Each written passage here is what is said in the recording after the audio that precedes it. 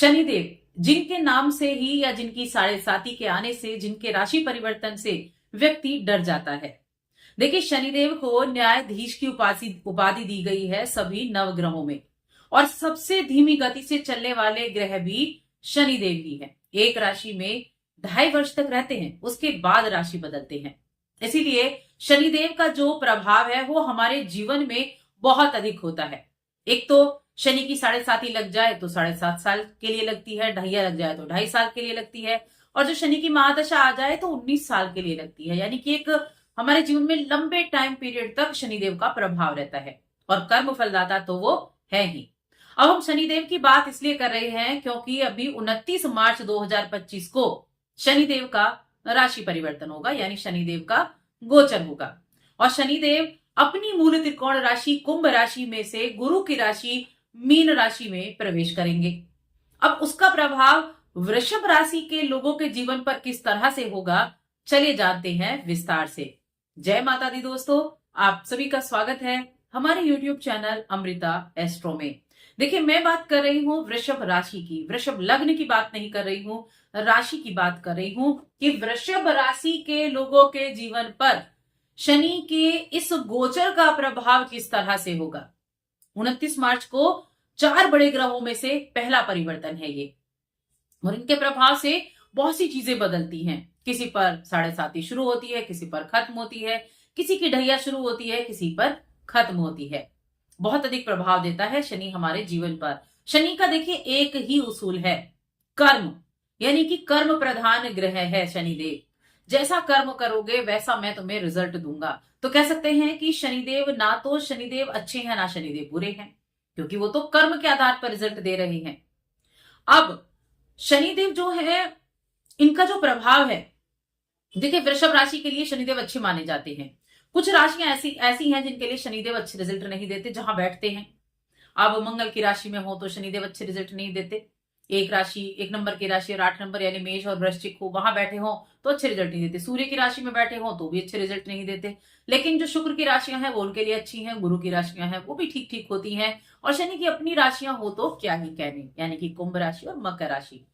अब वृषभ राशि के लोगों के लिए क्या है। वृषभ राशि के लोगों के लिए शनिदेव उनके 9वें घर के स्वामी और 10वें घर के करियर भाव के स्वामी होते हैं, और अभी जो ये गोचर होगा ये आपके 11वें घर में होगा।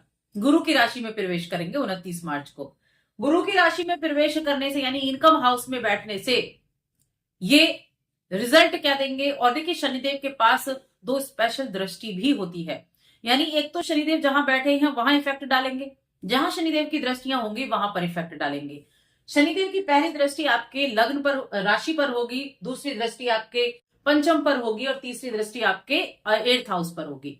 तो ये 3 जो हाउसेस हो गए ये भी प्रभावित हो गए। एक तो चीज की शनिदेव देखिए जहां होते हैं, कहते हैं उस चीज में वृद्धि करते हैं, साथ में एफर्ट भी ज्यादा डलवाते हैं। शनिदेव का काम है एफर्ट दो, अनुशासन में रहकर काम करो, कर्म के प्रति समर्पित रहो। कर्म ही सब कुछ है, किस्मत कुछ नहीं है, भाग्य कुछ नहीं है, जो है वो कर्म है। कर्म में विश्वास रखते हैं शनिदेव। 11वें भाव में बैठकर थोड़े एफर्ट ज्यादा करवा सकते हैं इनकम को प्राप्त करने के लिए, लाभ प्राप्त करने के लिए। देखिए 11वां घर कौन सा होता है, 11वां घर होता है लाभ का, लोभ का भी भाव इसको कहते हैं। तो एक तरह से तो 11वें भाव में शनिदेव अच्छे भी होते हैं, क्योंकि 11वें भाव में बैठकर ये आपके लोभ को कम करते हैं। लेकिन कहते हैं ना कि इंसान को अभी आज के जो युग है उसमें क्या चाहिए, लोभ ही चाहिए। लोभ है सबके अंदर, तो हमारे अंदर भी लोभ है, तो इसलिए प्रॉब्लम होती है, एफर्ट ज्यादा करने पड़ेंगे। फ्रेंड सर्कल का ये भाव है, आपके रिश्तेदारों का ये भाव है, तो कहीं ना कहीं इन लोगों को लेकर मन में थोड़ी सी असंतुष्टि रह सकती है।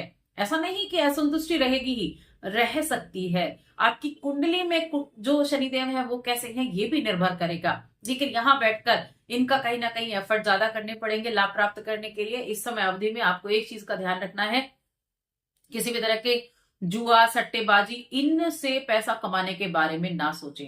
यानी शॉर्टकट कोई नहीं लेना है, शॉर्टकट नहीं अपनाना है, इस चीज का ध्यान रखें। कहीं शेयर मार्केट हो गया, कहीं ऐसी जगह आप पैसे बर्बाद ना करें, उसका ध्यान रखें। अगर आप एक इन्फ्लुएंसर हैं तो आपके लिए बहुत अच्छा ये समय है। अगर आप एक यूट्यूबर हैं, अपने फेस के जरिए आप लोगों तक अपनी चीज पहुंचाते हैं, फेस के जरिए अपनी पहचान बनाते हैं, उन लोगों के लिए ये जो टाइम पीरियड है बहुत अच्छा रहेगा, क्योंकि कहीं ना कहीं तीसरी दृष्टि आपके फर्स्ट हाउस पर भी है।